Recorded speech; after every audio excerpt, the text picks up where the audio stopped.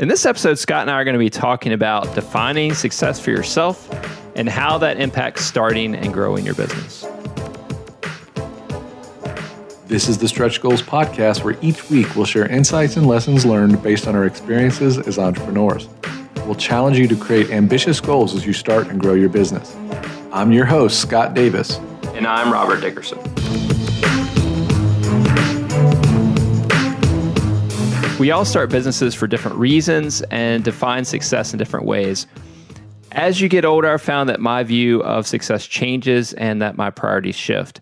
Sometimes it's not all about money, but it becomes more about the freedom to do work you find interesting or the flexibility to spend time with your family.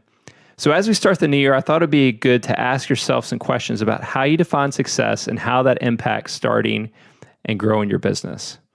So Scott, Happy New Year. Happy New Year, my friend. We are in 2017, and I know we haven't really, our podcast name is Stretch Goals, but we haven't really addressed that topic of stretch goals and how we define it. So I thought we could weave that into this episode as everyone is thinking about their goals of 2017 and how we're going to get started.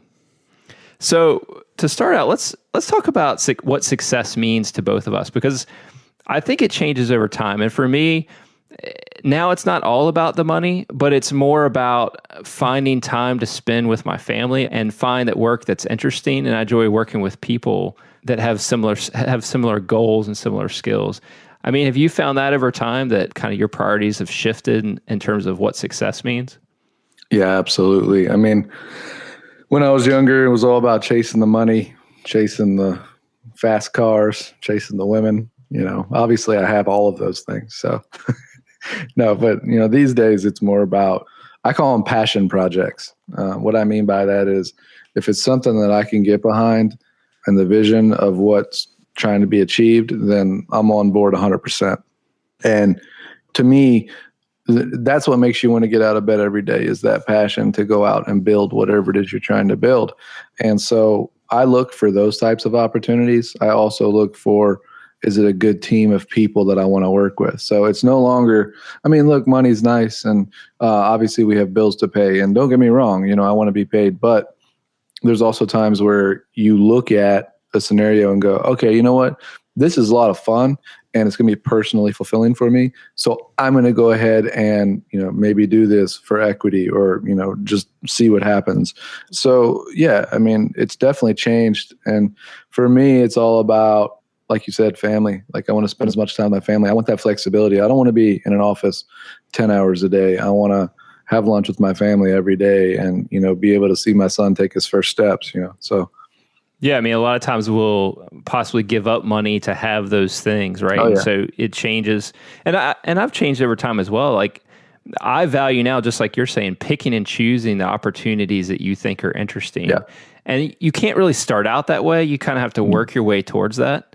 Over time as you advance in your career and as you build different businesses. But, for me, I really value that. And like you said, being able to have the flexibility to work wherever and whenever I want to. Yeah. And I've begun to value more like you were saying, the team of people that you work with. Like, sure. I enjoy doing this podcast with you just because, we're friends and it's nice to talk every week.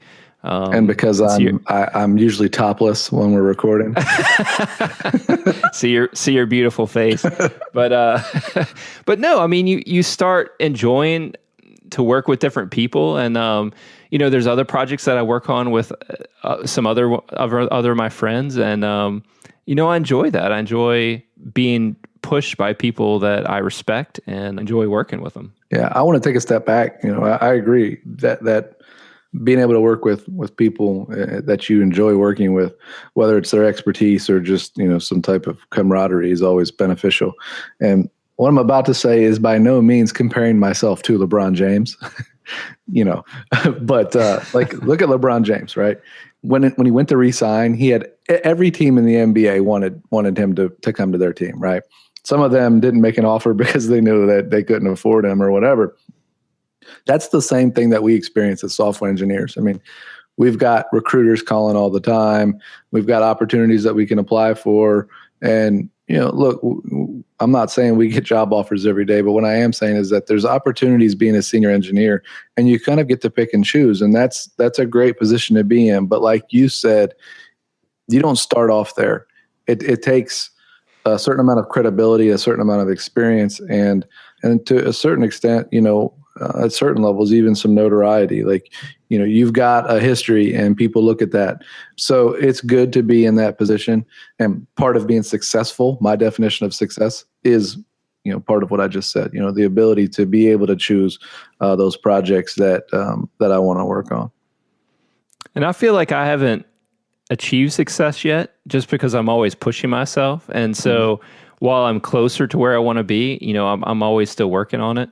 And I think you would say that as well, that you're always kind of pushing and driving, because that's just kind of the people that we are, is we're always trying to get better each day and push for that success. And one of the things I think you just mentioned is people think they're kind of owed that success immediately, and they don't want to work for it. And so how do you get there when you're first starting out? Because I think a lot of people think, oh, I want that flexibility immediately, but it just doesn't happen.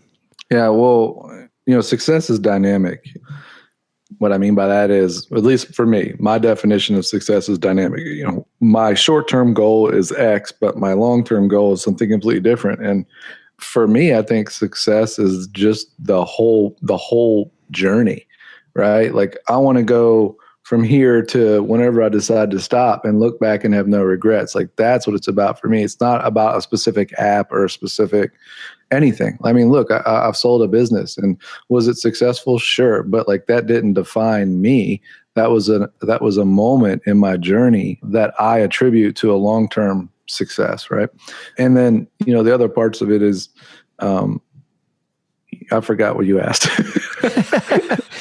Well, the moment comment is really interesting to me, because it's something I've been thinking about a lot, and actually I've kind of gone through, is that as you go through life, there are these moments that are kind of, I guess you would define success for yourself. But then you move on from that, right? And you move on to other things. And so I've spent a lot of time thinking about, well, once I reach those moments, whatever they may be, personal milestones for myself, what do I do after that, right? I mean, what is my next goal? What does success look like beyond that? And for the listeners, that could be anything along the way of your career, of your life, getting married, having kids, career goals, all these different things are kind of milestones you set out there. And then, but what happens after that, right? And really thinking about that, but also living in the moment to enjoy what you have now. Yeah, I remember, and you hit it dead on. I remember when I was younger, I very much had this idea that I wanted to buy a BMW, and that was going to be like the crowning achievement of my life. And when I bought it, I remember kind of having like this buzzkill moment. I was like, well, now what? And then I wanted to be a manager of a software team in a Fortune 500 company. And I did that. And now what? So then I was a director, and then I started my own business, and then I sold it, and you sold a business. And then it's kind of like, oh, this is awesome, but now what? Yeah. And for a minute, it's kind of like, wow, I sold a business, man. I can do whatever I want. No, that's not true. But you're kind of like, okay, well, now what? So that should be the hashtag of this episode, hashtag now what? But the point is, I'm not, like, when I retire, I'm going to be in trouble. Like, I don't know if I can ever retire, because it's like you said, our success is a different definition than I think most people. But I know this much. Look at the guy, the CEO of Twitter. Or not the CEO, maybe the CTO. He just quit Twitter to go work for some other company, just like in the last day or two, because he wants a different piece of success in his story, right? And I think that's how everybody is. Donald Trump, he's running for president. Like, that's another piece in his. Most people would say he's probably successful financially, but that's just one piece of the puzzle, right? So we have to look at that. Like, that's really what that journey that I'm talking about is. It's multiple pieces. It's not just what you do for a living or have you had kids or whatever. And the other thing is too, like, don't let pieces that are missing define the whole journey. Like, if you don't have kids yet, or you haven't sold a business yet, it doesn't mean you're not successful. You have to look at the whole story.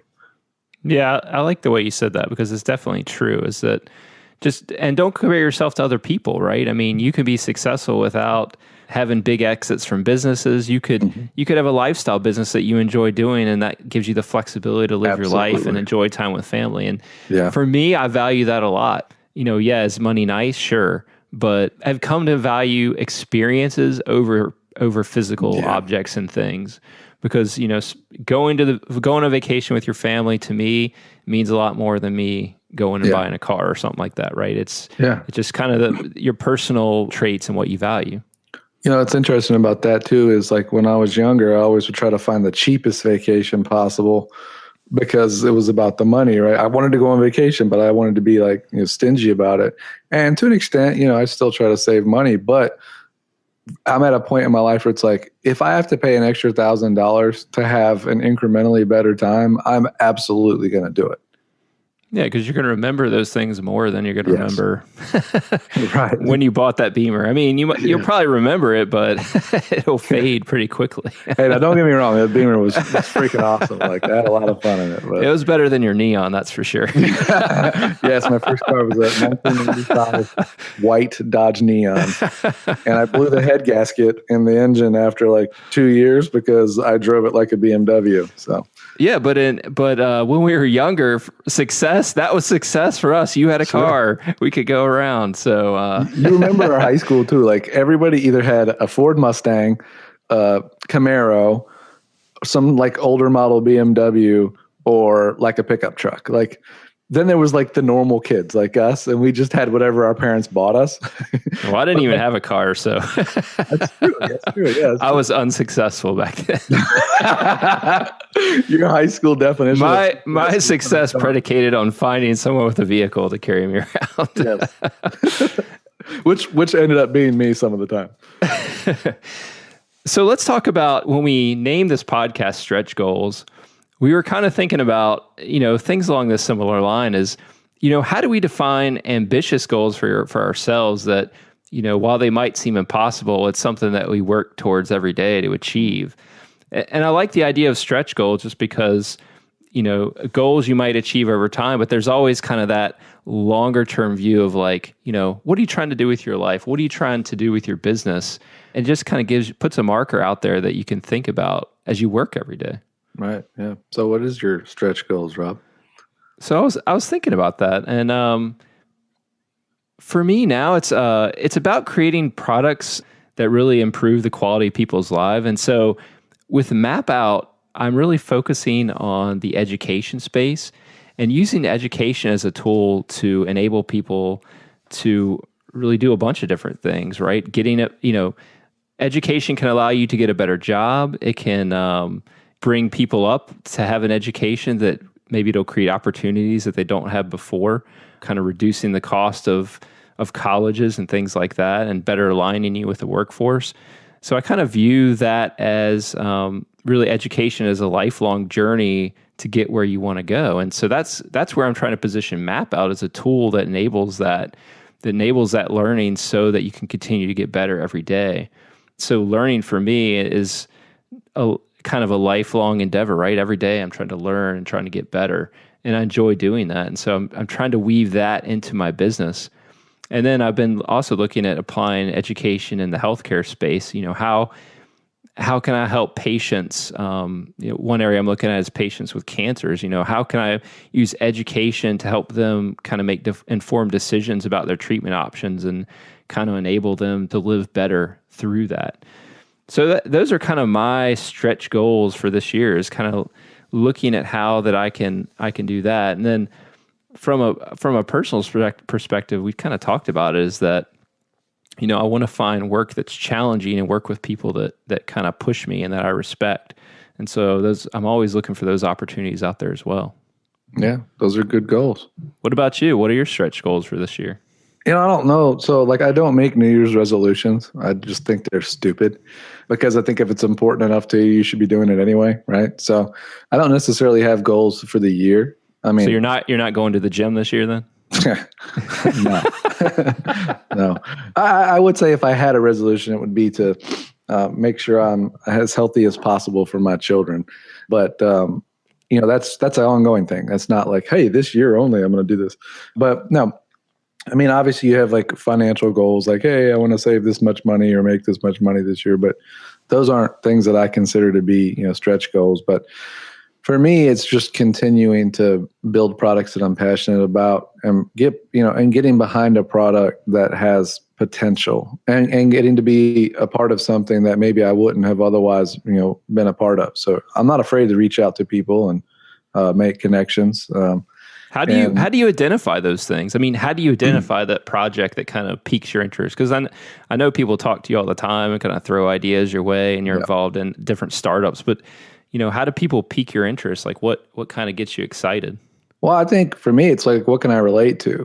What do I do in my everyday life that is something that's important to me, or something that could be easier in my life? It's things that resonate with me personally that I understand. Because if I understand it, then I'm ahead of the game, right? In my mind, it's like, oh, all I need to do is just go build something.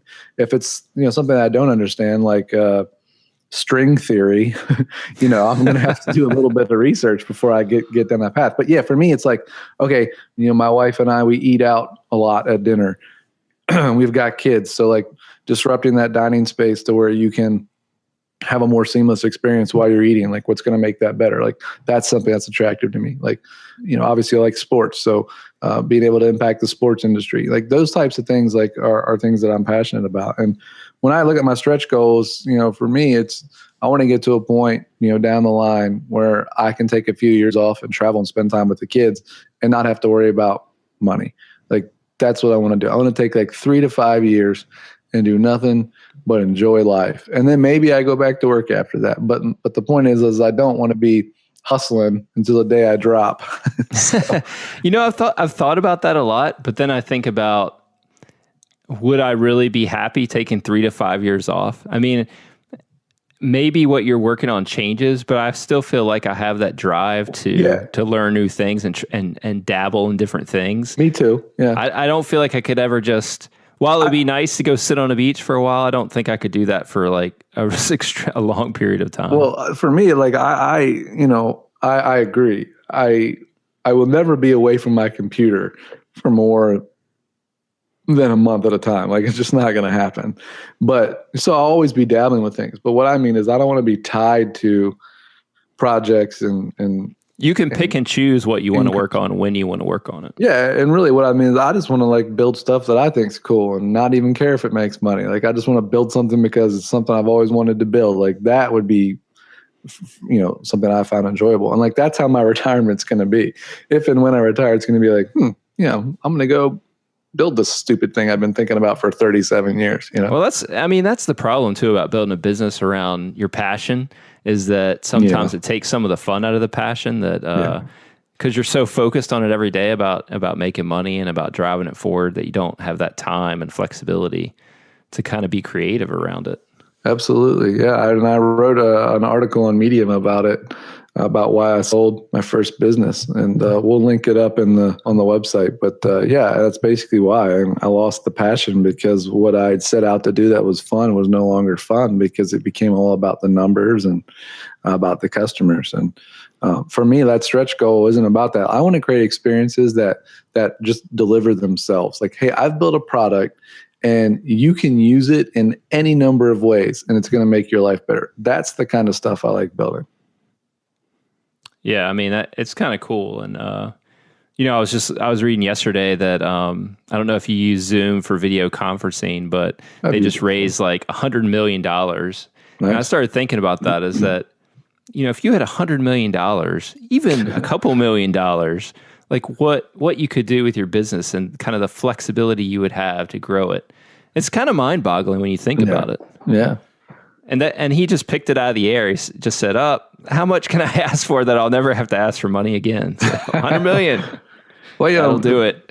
Money brings opportunity, right? The more money you have to throw into something, in theory, the easier it is to, take it to the next level. It's not always the case, but it makes it easier. Trying to bootstrap, what's going to be easier, bootstrapping a brand new startup or having $1 million and starting a startup?